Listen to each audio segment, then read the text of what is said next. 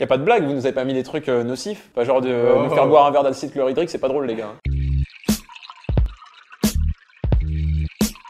Bonjour à tous, alors aujourd'hui on est sur un blind test avec JV qui a une chaîne YouTube consacrée à la bière et on va essayer de goûter plusieurs bonnes bières ou moins bonnes. L'idée c'est de trouver le nom et de voir si moi je suis aussi bon connaisseur que JV ou si je suis juste un alcoolique. À boire s'il vous plaît. Ah, j'aime ce bruit. C'est tout bruit, oh oui. Oh. Allez, c'est important quand même les yeux quand tu dégustes une bière parce que du coup tu vois ne serait-ce que la couleur qui indique le degré de torréfaction, la tenue de la mousse, tout ça, si elle est trouble ou pas, ça veut dire qu'elle est peut-être avec du blé. Moi je trouve très très sucré. Vous allez rajouter du sucre dedans ou pas?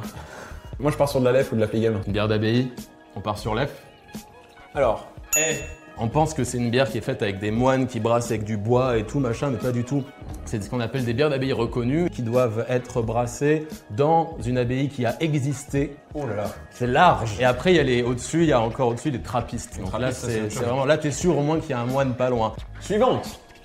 Tu vois, j'entends cette petite mousse qui gonfle là et je me dis, tiens, on est sur une belle mousse, un truc. J'arrive à la voir la bière au final. Oula. Ça sent le. Ça sent c'est l'arôme. C'est l'aromatique. Ah là, c'est l'aromatique, hein, direct. Ça, c'est de la punk. Punk IPA, Brewdog, brasserie écossaise, y a rien à faire. On enlève le rideau. Enlève le voile. On enlève le rideau. Bam! Ah là là!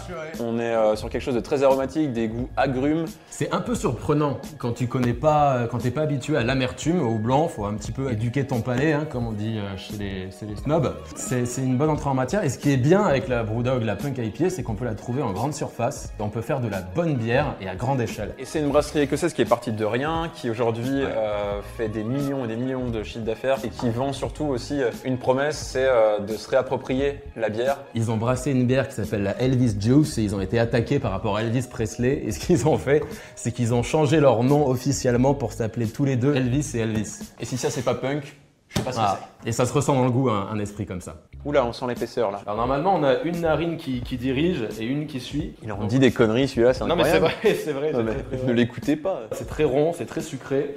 C'est le truc qui te frappe en premier quoi. Bière du Nord ça. Bon bah moi je dis 3 monts ou un truc comme ça, voilà. Goudal. C'est la Goudal. Bon, on était pas loin. Oula. C'est le... Ça aussi c'était lourd à l'oreille. Alors là ça a l'air déjà un petit peu plus complexe au travailler. Moi je dirais bien un truc qui a vieilli dans un fût de whisky, de cherry, un truc comme ça. Mikler, il y a Rogue aussi, moi ça me fait beaucoup penser à une bière de Rogue, mais bon on va lever le voile parce que sinon ça va durer 2 heures. Ok. Oh le chapeau! Ah bah voilà. Pour le coup c'est épais, ça prend de la place dans la bouche quand tu bois mais... Ça prend de la place, j'aime bien cette expression. Ouais ça prend de la place hein. Place dans la bouche. C'est là qu'on se rend compte vraiment du gap, du gouffre immense qu'il y a entre le monde du craft et le monde de l'indus quoi. Tu bois ça mais c'est le jour et la nuit.